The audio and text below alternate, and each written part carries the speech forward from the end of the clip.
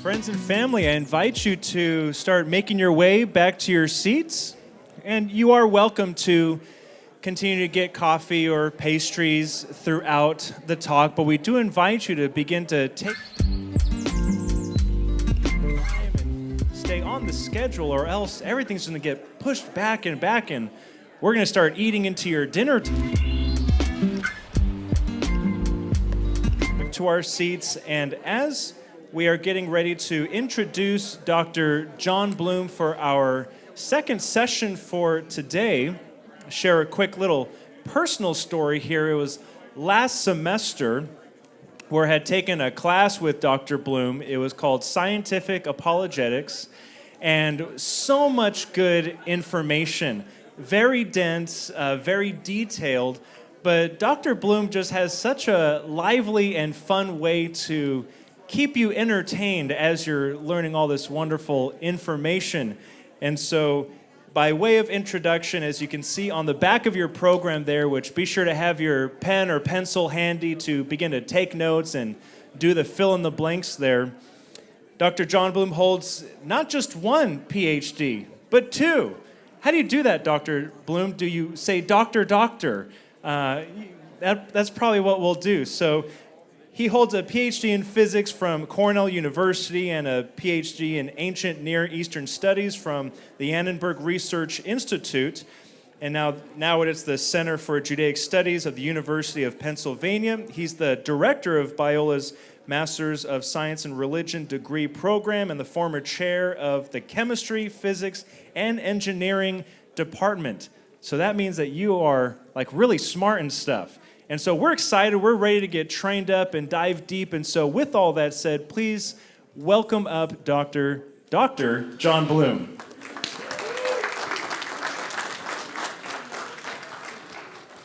One, two, three. The sound works. Okay, good. We got that figured out.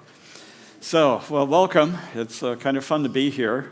I'm kind of a rural kid myself, so it's like, hey, we're coming home here to be in a place like this, so that's great. Talk this morning is going to be on archaeology, and I want to give you some background to it because, well, archaeology is just an interesting discipline, and you kind of need to know the lay of the field before you kind of jump into it and study it on your own, which I highly encourage you to do. It's just a great field. Again, what is archaeology? Well, if you read a textbook on this or something like that, the definition you'll see is, well, it's the study of past human life as revealed through the artifacts left behind by ancient peoples. So you go to ancient cities, the Tel Megiddo is shown there, and you start taking it up and so on. University of Chicago did this site for 5 years, back in 1925 to 1930. And you find various things that have been left behind, like this really cute thing. This is a little idol of Baal. Okay, so if you ever wondered how he was imagined by the Canaanites, right? Well, that's what he looks like. Nice little gold foil covered little guy. And notice what he's holding. A pickleball racket. It's like, oh, that's how the gods entertain themselves. Wow, it's kind of cool to learn those sorts of things about them. So again, you try to find artifacts and then try to understand how the ancient people lived and how they thought of their gods. Well, that's the textbook definition. What archaeology really is kind of dumpster diving and robbing graves and digging through burned up cities and that sort of a thing. And that's what makes the field so really tough, because you've got no clue what you're really going to find, and the places where you're trying to find stuff is pretty difficult to try to figure out as well. So again, there's a lot of, you try to find, okay, where's the palace at in this ancient city that's been burned over and so on. But it is, again, a tough field to find good sites and then to excavate them well. Well, again, that's sort of the definition for it. And because it's impossible to predict, when I teach archaeology, I give this assignment, is to just imagine walking through your house and just make a list of the things that could survive looting and then burning the place down, because that's how often these ancient cities were destroyed. They were looted, they were burned, and then they were been looted again. So, what could reasonably survive those sort of conditions? And then I offer, for extra credit, you could try it. You could burn your place down and have the local gang come in both before and after you put a match to the place and see what happens. If you're really lucky, you can throw in an earthquake or two to just kind of stir things up a bit. But here's the part that makes it kind of impossible to do. You've got to bury it for 3,000 years. Okay, and I'm not going to be around to grade it, and you're not going to care either. So it's kind of a fictitious assignment. But that's one of the real problems, is not only has it been looted and burned and so on, but it's been rotting underground for thousands of years. And what's going to survive all those things that have happened to it? And this is one nice thing about the Middle East. The Near East is an older term for Mesopotamia and Egypt and Israel, is that very often they would write on clay, and in a fire, clay turns into a ceramic. So it's actually preserved by the fire. Or they wrote on stone, and that can handle fire well. And so a number of things have survived, from that region of the world, where in other regions of the world, nothing has really survived. Another factor is that in the Near East, it tends to be extremely dry. If you go off the Nile River in Egypt, a few hundred yards out into the desert there, you can find trash from Roman and Greek times where the papyrus is still there, okay? It's like it hasn't rotted away because it's just been so hot and dry that not even papyrus fiber has decomposed. So the dryness in many regions has been a real factor for helping the preservation of things. So there's an excellent book on it. It's kind of a classic. It's a little hard to get. Edwin Yamauchi wrote The Stones in the Scriptures, where he talks about archaeology and the Bible and how they fit together.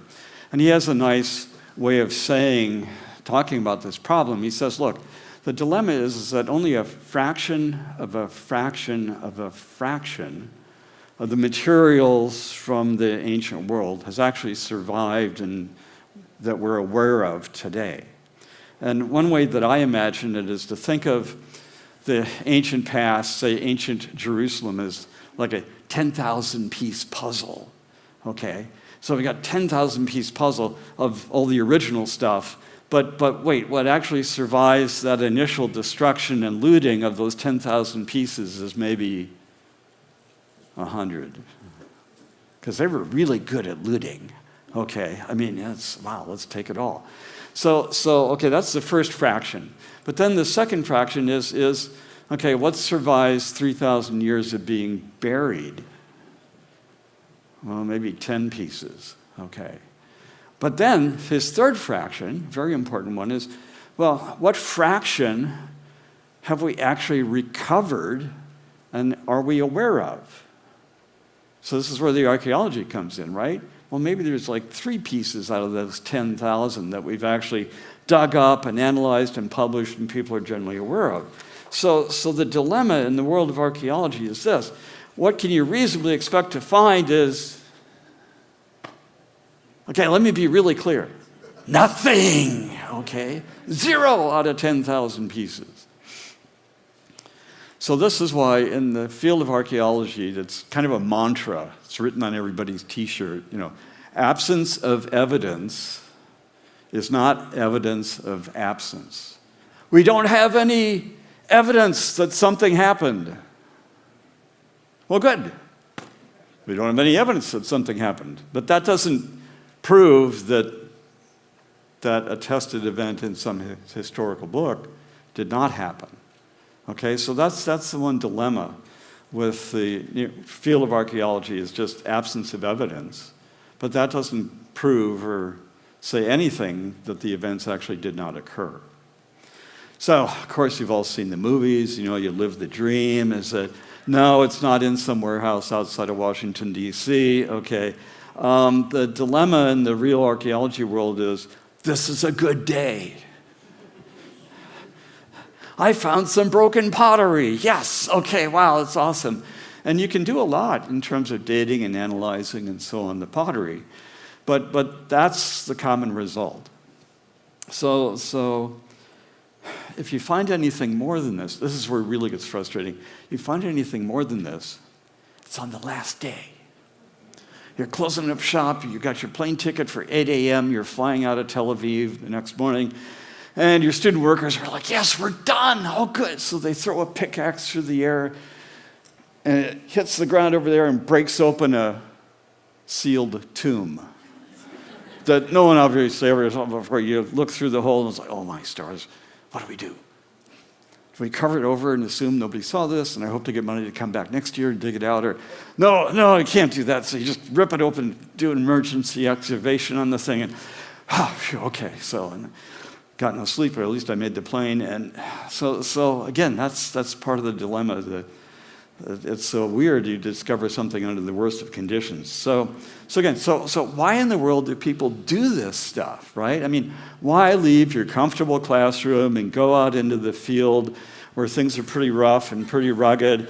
I mean, it's a jungle out there, right? So why leave your classroom and head out and go out there and do this stuff? I mean, and they really don't like you to use power tools either. So I mean, why are you out there doing this? And it's like, well, because if you do find something, it's like awesome. Now this is not evidence of the Exodus. Okay, I mean it is a Hebrew Coca-Cola can, if you can read that, so it's kind of cool, but it's not that great on its own. But nevertheless, if you do find something, it's really cool. And archaeology actually got started on that. This is really cool sort of discovery. Treasure hunting was one of the major things that kind of got it started. This is the gold helmet from King Meshkalamdung, who was king of Ur, and Woolley discovered this tomb in the 1930s. That's just gorgeous. I mean, that's a gold helmet. That is incredible. And then you look at his queen, Queen Patesi, her headdress is like totally awesome. That is so cool. I mean, the skill these guys had. I mean, not just the value of the gold in this thing, okay, but just the skill and the craftsmanship in this is actually spectacular. And so the treasure hunting was one of the huge drives for this and kind of got the field going, unfortunately. But as time progressed, people came to realize, no, wait a second, there's something more valuable than gold that we can discover, and that's ancient texts. Because then we know what people were thinking. Right? What's going on in the culture? What are people worried about? And, historical things and so on. But ancient texts are the things that are really the treasure, because then we get a feel for how people are thinking. So, discovery, right? We find something, texts, treasures, whatever they might be. But then the question becomes, okay, how do you interpret what you've got in your hands? And this is maybe one of the most important parts of the talk, because this is extremely controversial. In fact, I'm kind of working here from an article written by Herschel Shanks. He was the founding editor of Biblical Archaeology Review. And he writes this article that expressing his frustration in how people are interpreting or misinterpreting artifacts that are being recovered. And he breaks people into two schools, calls them the minimalists and the maximalists. Nobody likes the terms, but these terms have kind of stuck around. Who's a minimalist? Well, a minimalist is a skeptic, a critical, theologically liberal scholars, and their approach is, look, miracles just don't happen. I mean, there's no gods out there. There's nothing supernatural, whatever. There's just no miracles out there, period. The maximalists, Herschel Shanks would call, well, they're the more conservative scholars, not necessarily Christian or religious, but they're like, if there's a God out there and a miracle happened, then okay, it's okay. And here's the approach. Minimalists, new discovery, are going to try to interpret it in a way that makes a discrepancy with the Bible or something like that. Maximalists are going to try to see concordance or agreement between the artifacts and the things that have been recovered. But here's the approach that Shanks is particularly bothered about. It's like, look, the minimalists say the Bible is guilty unless proven innocent. So the presumption is that it's full of myth and legend. It's totally wrong. We're not going to accept anything in the Bible unless you find some artifacts or something like that that could confirm some aspect of what's here in the Bible. Okay, just that attitude of it's totally wrong unless you happen to find something that confirms it. Again, the maximalists or the more conservative that are going to give the Bible the benefit of the doubt. Yeah, absence of evidence is not evidence of absence, right? And, this artifact is interesting, and, oh yeah, I can tweak my interpretation of the text to fit that. Yeah, good, okay. Well, one reason I bring this up is that in my education along the way, I started out in Old Testament studies. Because I had an interest in apologetics, science and Christianity, and historical issues as well. And I encountered this minimalist attitude. And I'm in a class, and it's like, look, guys, the Bible's just totally wrong unless we find something over here that might show it's right, some aspect of it's right. And after a year of that, I'm like, if I'm wanting to do apologetics, I should be in this other field, right? The archaeology side of things, rather than over here, where everybody's presumed the thing is wrong. So I changed programs from Old Testament studies to ancient Near Eastern studies that looks for that extra biblical evidence and analyzes that. So it was a little bit of a life changer for me, but also just a realization that other people see this problem. One reason I bring this up in just an introductory talk is this. If you go out and you get on Google and you start Googling archaeological stuff, what's the ratio between minimalists and maximalists? Yeah. 70 to 1. Okay, so the field, this is very unfortunate, but kind of the academic world today, the field out there in archaeology is dominated by the skeptics, the minimalists. And that's why I cite there, you'll see in the notes, a couple of books by Titus Kennedy and some others, who are on the more maximalist, neutral side in giving you evidence and things to refer and to dig into this more deeply. So that's part of the problem. Okay, but what really got Shanks ticked off, okay, so there's two different attitudes, and people, there's the skeptics and the more conservatives, yeah. Okay, so they just assume it's all wrong, and they're willing to give it the benefit of the doubt. Okay, but what do the minimalists do if there's a new discovery that's like really good?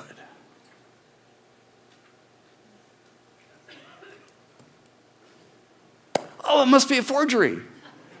Can't be a genuine document because that would affirm something in the Bible, so it must have, somebody made it in their back room some night, to make it look old and all that, and they're trying to sell it off. It must be a forgery. Or if it's a text, creative writing 101. How can I interpret that text in some different way? Yes. Okay. So it doesn't connect to the Bible at all. It's actually something else.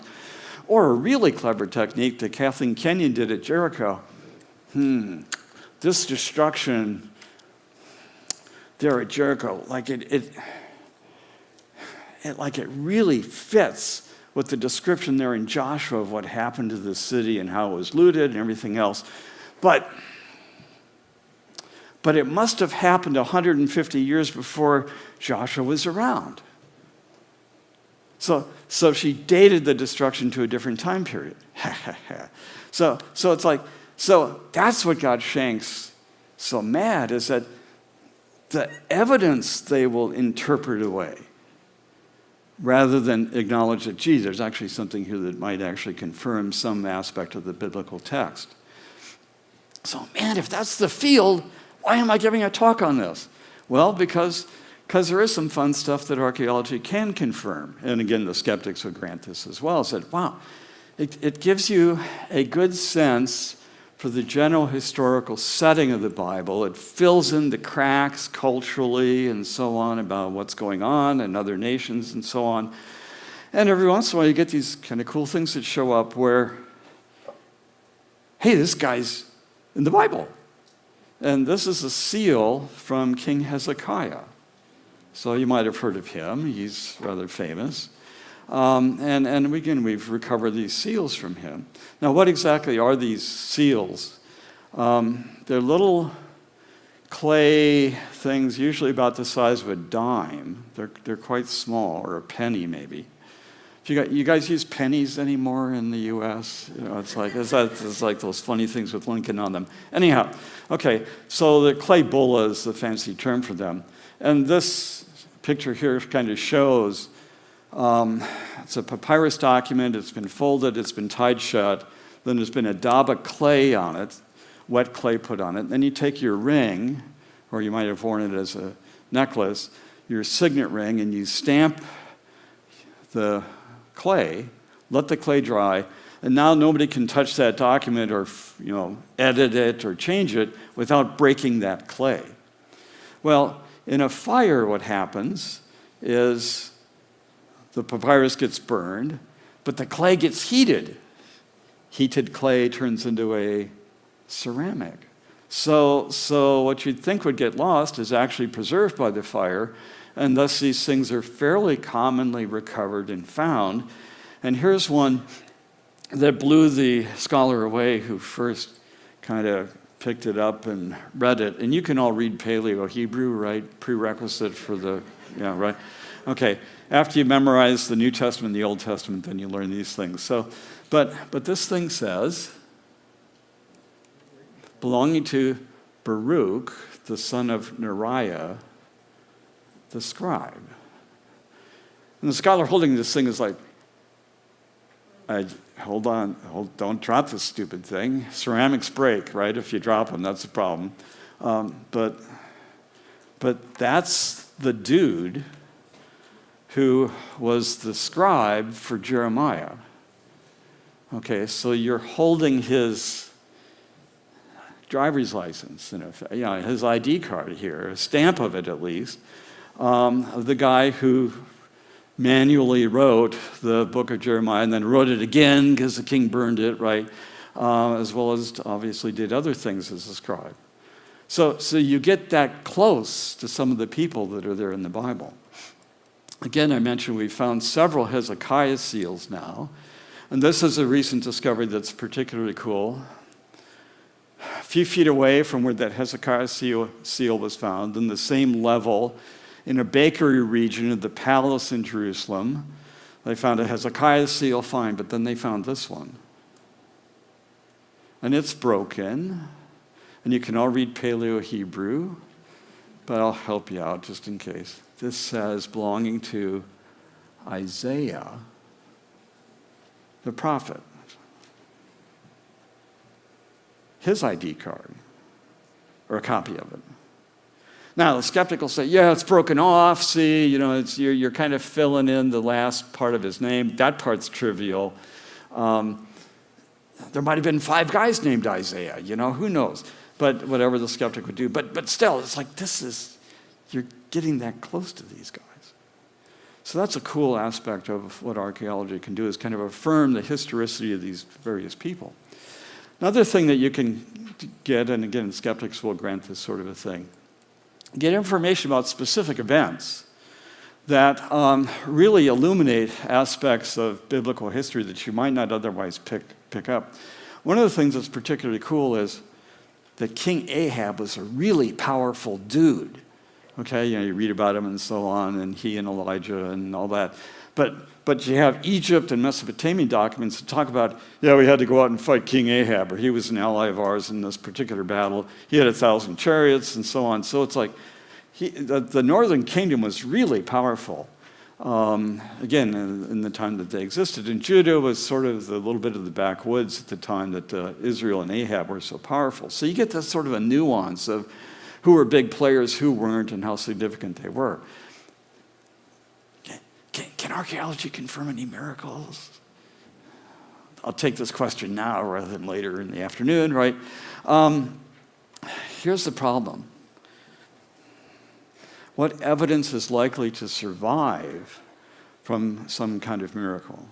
And I was on a committee that tried to wrestle with trying to locate the Red Sea crossing for the Exodus, and we're like, okay, how could we figure out where that happened? Just from doing surveys, and the most we came up with is we might be able to recover some beads from the necklace that broke again, that the Israelites took from the Egyptians when they're going to cross. Rats, my necklace broke. Quick, keep running, And we might find those in the sand, but that would be like 3,500 years ago. I mean, what are the odds that it's still there? What are the odds that it happened? What are the odds that we could find it? So again, miracle accounts generally, oh, by the way, Lazarus died again, right? So, there's just that sort of a nature to the evidence is, what's going to actually survive. So again, absence of evidence is not evidence of absence, but again, there just wouldn't have been clear evidence for it. Now, you do see, on occasion, someone will make a claim. Hey, we found some evidence here. One that was on the news a couple of years ago is, I think we've got evidence for the destruction of Sodom and Gomorrah. Yes, okay. And what the authors said that was a meteor airburst over Tel El Hammam, which is to the east of Jericho. They're on the northeast side of the Dead Sea. Now, what a meteor airburst is where normally Hollywood does meteors coming and crashing into the earth and making a big crater. Wow, okay. Well, but meteors can fly through the air and kind of explode in the air. And the blast from that can have nuclear bomb level power. And that's happened a few times in history over Russia and Siberia and so on. But that's what the scholars think was what happened here at Tel El Hammam, and that's Sodom and Gomorrah. Well, nobody doubts the meteor airburst issue of it, but as Tel El Hammam, was that Sodom or Gomorrah or both or something like that? Here's the dilemma. When they date it, It's about 350 years off from the time of Abraham and Lot. So it's like, ooh, that's an issue. And the scholars try to reinterpret the time in Old Testament history to make it fit this date, which doesn't work terribly well. The location has issues as well because the biblical description of where Sodom and Gomorrah was on the southeast side of the Dead Sea, not on the northeast side of the Dead Sea. And the other problem is that the scholars in the 1970s who worked at Bab Edra and other places on the southeast side of the Dead Sea and identified that region as where Sodom and Gomorrah is, well, they're now dead. So they're not around to argue against the Tel el-Hammam model, but nevertheless, there is that issue with this. So yes, the meteor airburst, that place was, might have been destroyed by it. Sodom and Gomorrah might have been destroyed by something similar to that, based on the biblical description. That's interesting. But again, the time isn't right and the region isn't right. So that's one of the problems, at least with that miracle claim. So again, why am I talking on this, right? Because what in the world can archaeology confirm? Well, most of the time what you get, people refer to as throwaway details. And here's the idea. If you're making up a story, you get the name of the kings right, Nebuchadnezzar and Hezekiah and that sort of thing. You get the big guys right, but the guys that make the cameo appearance in the story, those bit characters, well, you just invent names for them, right? Joe Schmo and Alfred Hitchcock, and these throwaway characters that you get, in the story. Well, that's where you recover some interesting evidence. This tablet here is particularly cool. Nebuzaradan, who's he? Well, he shows up in Jeremiah 39, right at the end of the siege, right when the Babylonians break into the city. There's 3 Assyrian officials who walk in and sit at the gate to decide who lives, who dies, before we burn the whole place down. So Nebuzaradan is named, and he's called the chief eunuch, and so on. And a scholar was working in the British Museum, going through tablets that were excavated but never read. That happens. You get thousands of these things, so you stick them in your museum and hope somebody later goes back to read them. And he's reading this thing, and he goes, "This is kind of cool. This is a gift receipt, right? If you give money to a church, then you get this, this receipt that's helpful for the IRS. Well, that tradition's been going on for a long time. This is a gift receipt from the temple in Babylon to a guy by the name of basically Nebuzaradan, the chief eunuch to Nebuchadnezzar. He's like, here's this bit character in the Bible showing up as a real person in Babylon with that title and that role. And it's like, that's kind of cool. He really was there. And so you get these throwaway details that sort of are filling in the cracks of the biblical story, giving it more and more credibility. And basically from my work in the field, this is a bit subjective, I know, but the sense is from working with this, oh man, that fits, oh that fits, oh that fits. These people were real. Okay, now again, that's the subjective sense, okay, but it's still that picture you get is, good grief, I'm looking at, like in my grandmother's attic or something like that, all these stories I might have heard as a kid about things that she did or whatever. Here's the paperwork for that thing that she did.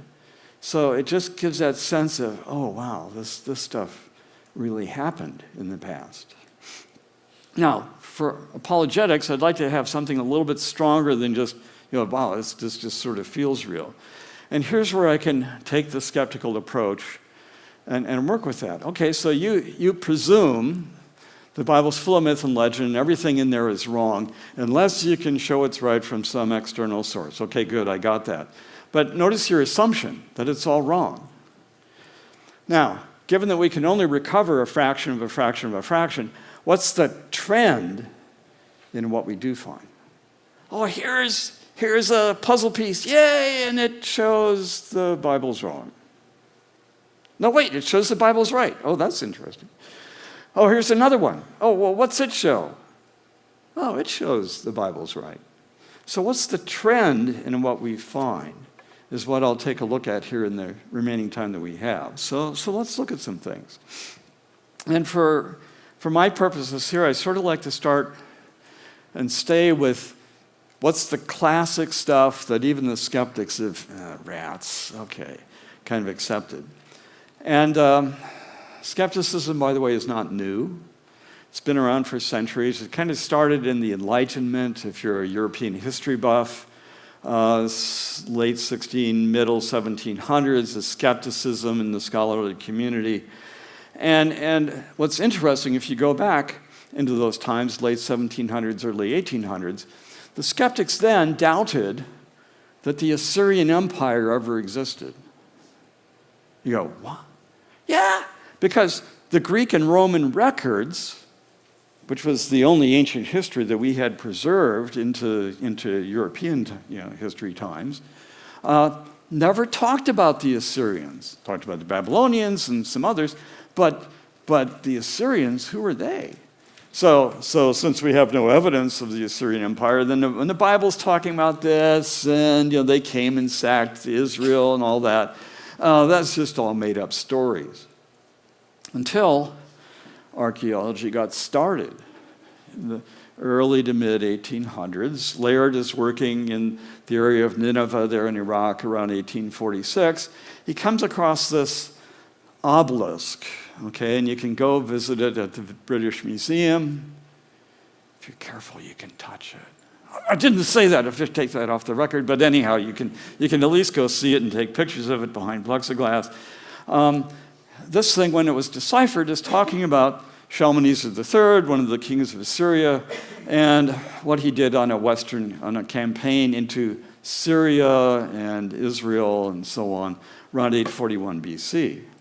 And it's got some really nice pictures of it. He's kind of boasting about, all the things that he did. And here was the Assyrian lifestyle. Get our army, go to some unsuspecting city and surround it, and say, y'all gonna die. Now, if you'd prefer not to die, just give us your stuff. As a matter of fact, if you don't want to give us your stuff, we're going to kill you and take your stuff anyhow. So you decide what you want to do. Just give us your stuff.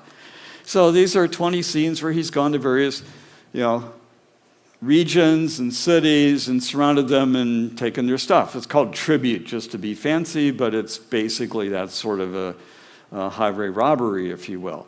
But he's got all these scenes of people bringing stuff so that they don't have to die first. And there's just a beautiful picture of Shalmaneser III standing there and some guy kissing his feet. You go, oh, that's kind of weird. Who's that guy? Well, you all can read cuneiform, right? Okay. Let's see, it's cut off a little bit, but it's Biltu Sha Yaua Dumuhu Umri. Okay, English, please. Okay, it's a tribute that Jehu, the son of Omri, is giving to Shalmaneser III, and the line below it lists the various things that Jehu brings him. But that's Jehu! Wow! Okay. Kissing the feet of somebody. I guess the Bible doesn't talk about that, but I can understand why, right? It's not the best position to be in. But there's Shalmaneser III. There's obviously a powerful Syrian empire, that Jehu would be kissing his feet. So it's like, this is a twofer. Not only have evidence about Assyria and its power, but you also, just along the way, got evidence about Jehu being king of Israel and historical evidence for Omri as well. So it's kind of nice. But there's one more thing. I don't know if you notice it. What's Shalmaneser holding? I think that's the first attested Hebrew national kosher hot dog. Okay, now that's not in a bun, okay, but nevertheless, you've got it there. Now, you try to publish insights like that, and they just don't go anywhere. It's kind of sad. But nevertheless, the skeptics are wrong. Sorry, the Assyrians really did exist. Other attacks like that along the way are kind of fun too. This is about a century later, late 1800s, early 1900s. C.C. Torrey of Yale, not R.A. Torrey of Biola. Okay, so you got to watch the Torreys. But he, along with other scholars, are going like, okay, so the Assyrians existed. Okay, fine, we'll grant that. But all these accounts from Judah about, oh, the Babylonians came and took us away into exile. It was so bad. That's all myth. That's all myth. That was just all made up so that you'd feel sorry about them. The Chronicles and Ezra and Ezekiel and Jeremiah, that's just all myth and legend that's been made up about some history of Israel and so on. So what's the basis for being that skeptical? Well, one of the key evidences for that was that Ezekiel can't even get his dates right and can't even name the right king of Judea at the time. The king is Zedekiah there in Jerusalem, right? And Ezekiel's dating his prophecies off of King Jehoiachin, who's in captivity and so on. I mean, he just doesn't get his basic history right? So why would he be calling him King Jehoiachin and dating things based on him? So obviously all this stuff about the exile and so on must be myth and fabrication. Little archaeology. Germans are digging in Babylon for about 20 years, 1900 to 1919 or so. They find Nebuchadnezzar's palace. They're excavating in a storeroom. This is all near the Ishtar Gate on the northern end of Babylon. And they find some tablets. Yes, okay. And on the tablets, it's a list of provisions that are being given to various members of the court there under Nebuchadnezzar's charge. And on one of those lines, it says, here's stuff that was given to Jehoiachin, king of Judah, and to his household. Now, here's the problem. If Nebuchadnezzar is calling Jehoiachin king of Judah, then I think that Ezekiel can too. I mean, no big deal. So in fact, the whole biblical account here about what happened to Jehoiachin, yes, he's hauled off in chains and he's imprisoned, but he finds favor with Nebuchadnezzar and becomes one of the supported nobles of his court later on, is part of the biblical text. So yeah, it's reasonable to think of Jehoiachin still as king of Judah because Nebuchadnezzar is calling him that, and Zedekiah happened to be the auxiliary local ruler, under Nebuchadnezzar's charge till he rebelled. So again, that assumption that's all myth and history got trashed by one good tablet. So again, kind of fun. If you start looking up things about archaeology, you'll find invitations to come and join a dig for a week or two or a whole summer or something like that. And if you're physically able, and this climate, by the way, is pretty good compared to what's going on in Israel. It's a bit deserty and so on in many places that you dig. And you get this sense that, it'd be so glamorous to do that. Cover girl, archaeology. No, look at that manicure. I mean, this is totally bogus. I mean, she's not sweating, she's not dirty, that's not it at all. Go, by the way, again, if you're physically able, it's really cool to do some digging. But this is a better picture for what it's like. It's a pretty tough process, okay? And they're breaking a wall down here, and that's one of the big problems with archaeology. You're destroying stuff as you go, because your goal is to get to an earlier occupation layer, which is generally below the stuff you're looking at now. So you have to move that wall out of the way, and you destroy it as you're going. By the way, no, you can't put Humpty Dumpty together again, so you better take really, really good records and photograph it and analyze everything well as you're going down, because you only get to take it apart once.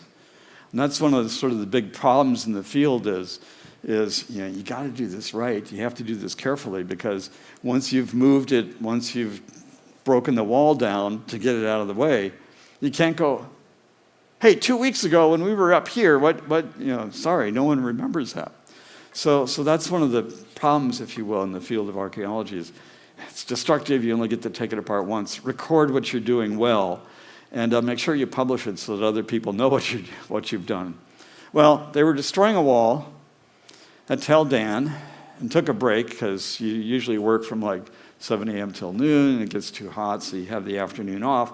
And someone's walking by the wall that they were tearing down later in the afternoon, and the sun was different. And on that rock there in the center, it's like, oh, good grief, there's writing on that thing. So they called the crew over, and it's like, okay, photograph it carefully and pull that thing out of there. And what this thing is, it's a fragment of a monument or a stela. It's sort of like a gravestone, would be one way to think of it. The stone monument that was set up probably by King Hazael, commemorating his trashing of Dan. In case you wonder who destroyed this place, let me tell you, it was me, okay? So if you hear my name, just pay your tribute, right? Don't mess with me. It's the idea. And he's going on about how cool he is and how wonderful he is, and the kings that he killed. And it lists here, let's see, Melech Yisrael. That's really kind of cool. So it names there at least the title of the king of Israel on this fragment. But then on the next line, it mentions Beit David, house of David. The skeptics went wild. They're like, that would be the first attested evidence outside the Bible that David actually existed. The dynasty of David was actually real. That cannot be read as house of David. Let's see. Bethlehem, Beit Lechem, house of bread. Bethany, Beit Ani, house of woe. Beit David must be like some village that we've never heard of in Israel. That it's like house of bananas or something like that. I guess is what it must mean. I mean, there's just no way that could actually be referring to David, because then he would have been a historical figure. Imagine that. That's just impossible. So again, the skeptics went nuts until a few years later they found extra pieces of the plaque or the monument, the stela, in the wall. And there's just enough there on the far left, lower right-hand side that you can fill in. It's talking about the king of the house of David. And you can kind of make out his name there a bit as well. So it's like, oops, I guess he really did exist. Huh. Wow, okay. Well, yeah. Yeah, okay. So, I talked about grave robbing. I have to give you one example of that here. The Ketif Hamon Cemetery, this area in West Jerusalem, and this is the bottom half of a First Temple period tomb. The top half was quarried away, and you can see here the spots where 6 bodies would be laid. The notches are there for the heads to rest. And this dates back to prior to the destruction of the First Temple. So it's 650, 600 BC or so that it can be dated to. And students are great because they'll demonstrate how the bodies were laid. You bring grandma in and lay her body there, and then come back in a year, or at least a year, the flesh would be decayed away, and then you put the bones, if you need that space, you put the bones in that crypt underneath. So some guys are excavating that crypt, which is always exciting to do. It was open to the air, so it was a bit trashy as well. And one of the students holds this thing up and goes, "What's this? Looks like a cigarette butt." And the supervisor was like, "Oh my God, okay, don't squeeze it too hard. Hand it to me gently." What that is it's a silver amulet, badly corroded, okay, but it's silver foil rolled up. You can see the 2 little holes in the bottom there. There would be a string that would go through that, and you'd wear it around your neck. Good luck charm or whatever you would do. So it's like, they got 2 of them out of that crypt area. So it's like, wow, this is cool. Well, it took them several years to get the courage to unroll it without it breaking into dust, right? When they unrolled it, they discovered that both of them had written, scratched on the interior, the priestly blessing. an abbreviated form of the priestly blessing from Numbers 6. That's the Lord bless you and keep you, make his face shine upon you, be gracious to you, lift up his countenance upon you and give you peace. So they were worn as, like we might wear a cross or something like that. These are kind of cool. Wow, these are neat. Well, again, the skeptics went wild because it's like, no. You're just imagining that scratches there are Hebrew writing, because this would be the oldest biblical text we've ever found, if it dates back to 650, 600 BC. That's just way too early for a sophisticated text and blessing like this to be around in Israel. Come on. That stuff was all invented and written down after the exile. So here you have a pre-exilic example of a priestly blessing. These were secret. I mean, there's just no way that could actually be writing. So get out the microscopes. Get out super magnification and brilliant lighting techniques so that you can see the order in which the scratches are made on the surface of that silver. That matches the way Paleo-Hebrew is written on clay with ink. That's real Hebrew writing. It's pretty obviously real Hebrew writing, but the skeptics were desperate for anything. So it's like, okay, so we've got early biblical texts used for an appropriate purpose before the first temple was destroyed. Wow, cool. Should give you something for the New Testament as well.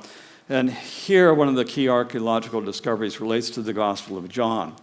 Because if you would go back 100 years, 150 years ago, the scholarly consensus would be that the Gospel of John must have been written 200, 300 AD, something like that. Certainly not before 160, 170 AD. Why? Well, because there's no way a first century Jew would have ever linked Jesus with God, right? I mean, Jews are strict monotheists. There's no way they would have, stuck Jesus in there. This must have come from a later Gentile tradition that's polytheistic. So yeah, Jesus and God, whatever, the same thing. No first century Jew would have ever said, in the beginning was the Word, and the Word was God, and so on. That's just impossible. Oh yeah, and then it uses logos. That's a really sophisticated Greek philosophical term. Now, obviously, evidence that Gentiles are involved in, influencing the text and how this is written. So again, there's no way that could be a first century text written 90 AD or before, like traditional Christians and historically Christians have claimed. It's got to be like 200 or 300 AD or something like that. So that was the scholarly consensus at this time, again, the critical scholarly consensus at the time, until, remember those trash heaps off the Nile with Greek and Roman artifacts and papyrus preserved. Well, here's a little bit, P52. Oh man, okay, I cry easily, sorry. Found in Egypt, 1920.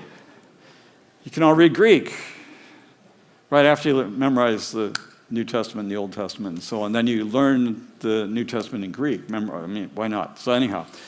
But it's got John 18, but it's enough of it to be clear on the front side. They wrote on both sides. It's got continuing John 18 on the back side.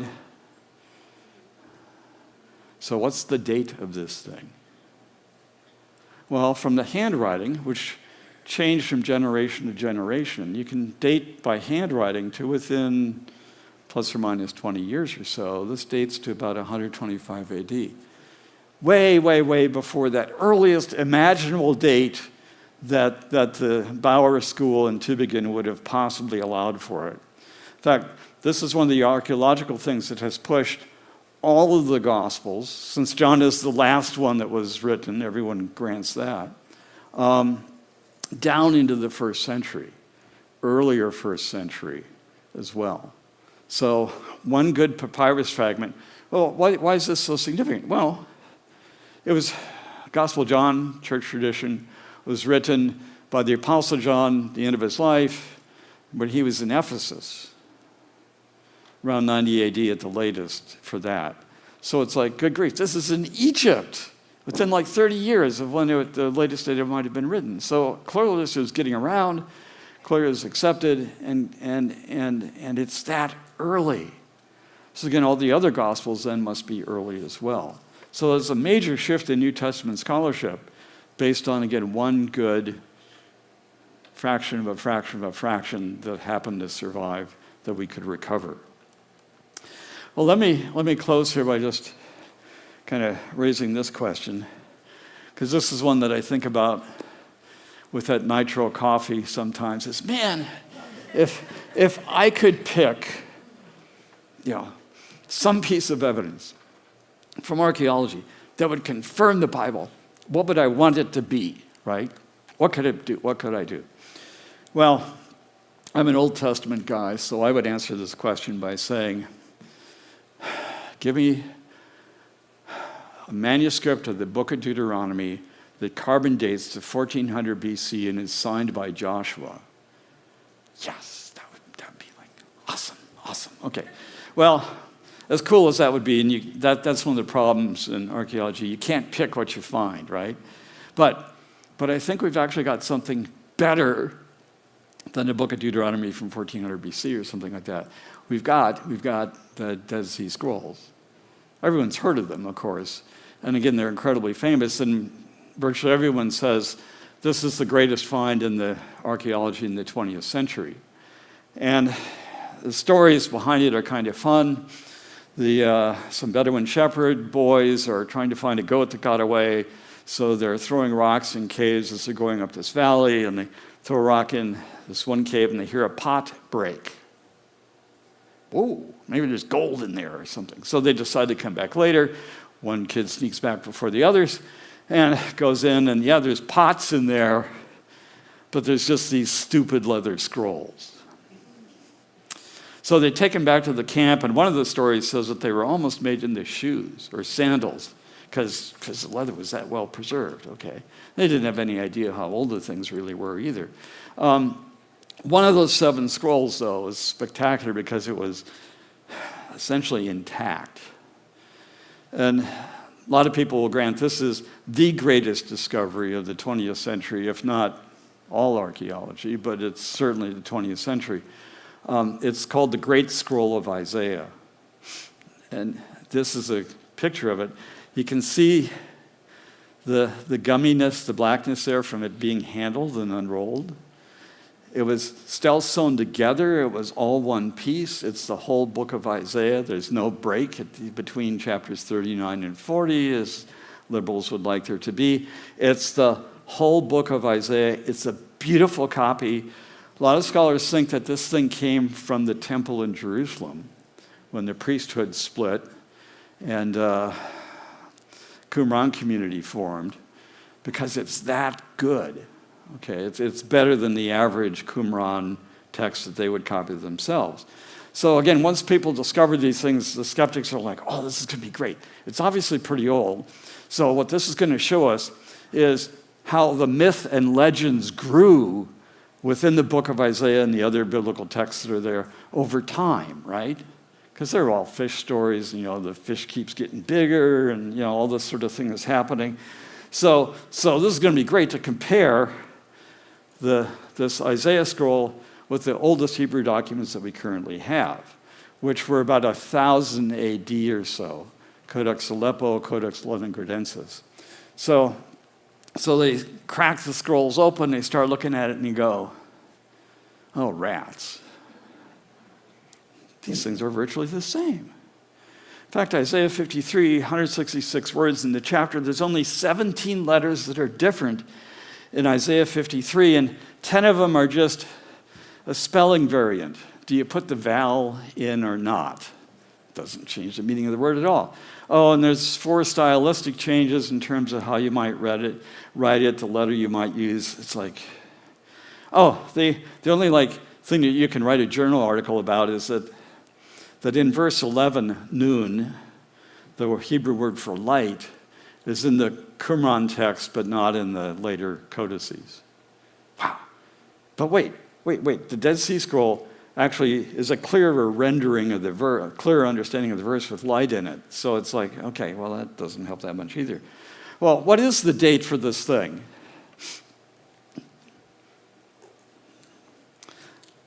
Latest is 150 to 125 BC, carbon dating for that. Some scholars think it actually goes back to 300 BC. Given its quality, and again, if it came from the temple, it would probably be of that age. But here's the thing with either of those dates. This is a text from before there were Christians who might want to edit Isaiah 53 and tweak it or change it, or any Jews who might want to tweak or change Isaiah 53 as well.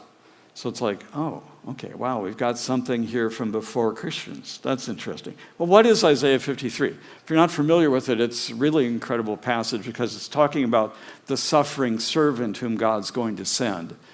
It says that he was despised, he was shunned by men, that it was our sickness that he was bearing, our suffering that he endured. And he was wounded because of our sins, and by his bruises we were healed. Okay, and the Lord visited upon him the guilt of all of us. What a passage. Okay, and he was cut off out of the land of the living. That means he was killed. Means he died because of the sin of my people who deserved the punishment. What a passage. Well, okay, here's why this thing's so important. This is the clearest passage in the whole Bible, Old Testament, New Testament, about what we call the substitutionary atonement, that Jesus would die for your sins, or for the sins of anyone who would trust him.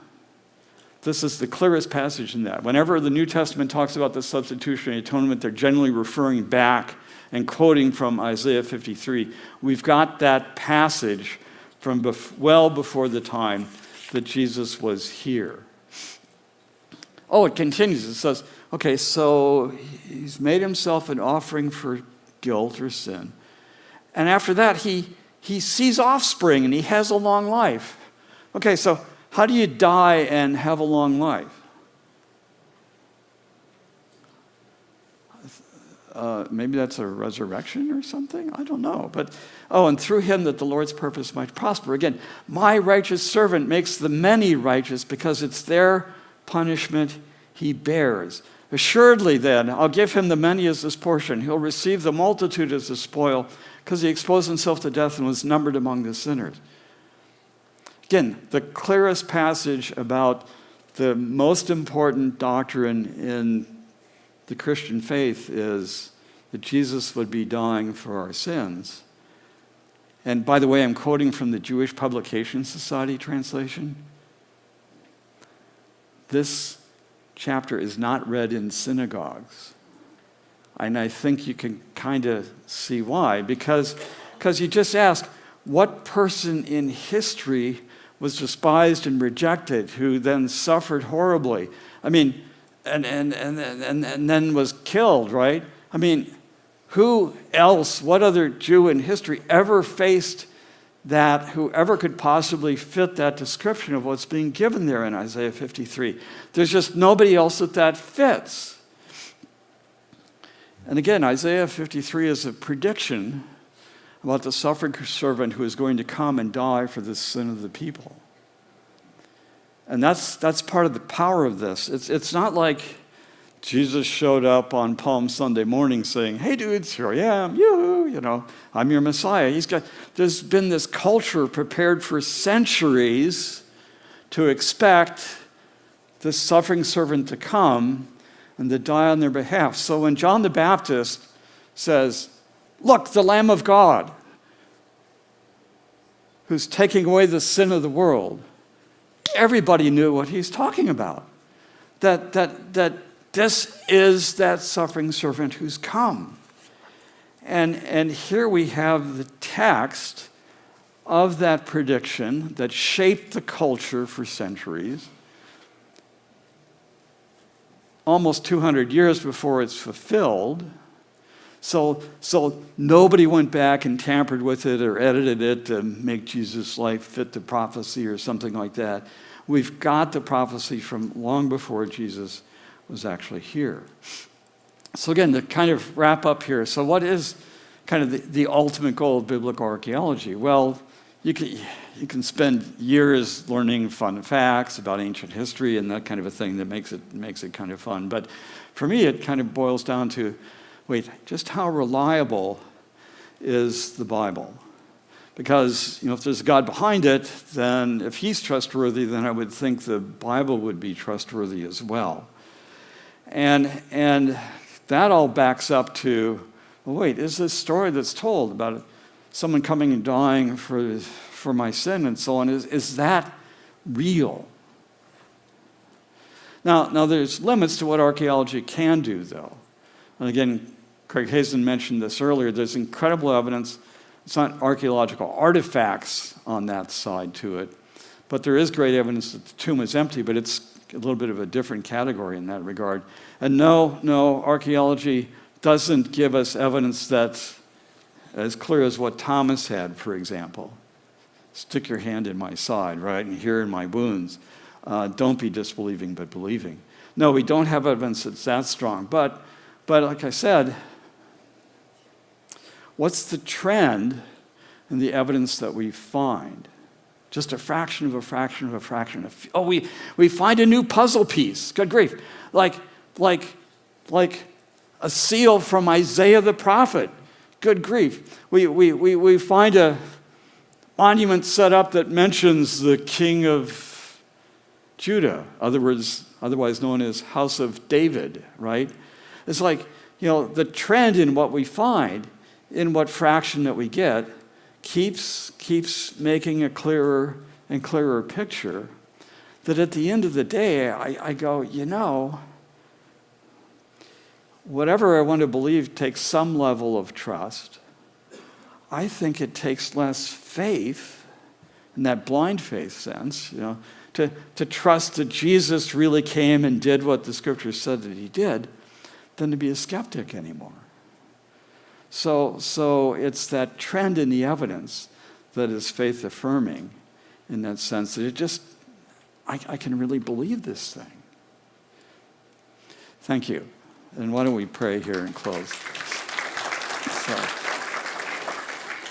Father, just thank you for this time, and just thank you that you have allowed people to find and recover and discover these evidences that add to the textual evidence that we have that is much better preserved through Greek and Roman records and the New Testament and Old Testament itself. We just thank you that you have allowed us to find that so that we can have, again, a greater trust that what we read in the text was real. So we ask you to bless us and again bless the rest of our time here now. Thank you in Jesus' name. Amen. Okay. Wonderful. Thank you so much, Dr. Bloom. Appreciate that. So we know archaeology proves that God's word is not only divinely inspired in its creation, but was also divinely protected in its preservation. And I don't know about you, but to me, the conclusion is that archaeology is a whole lot of fun.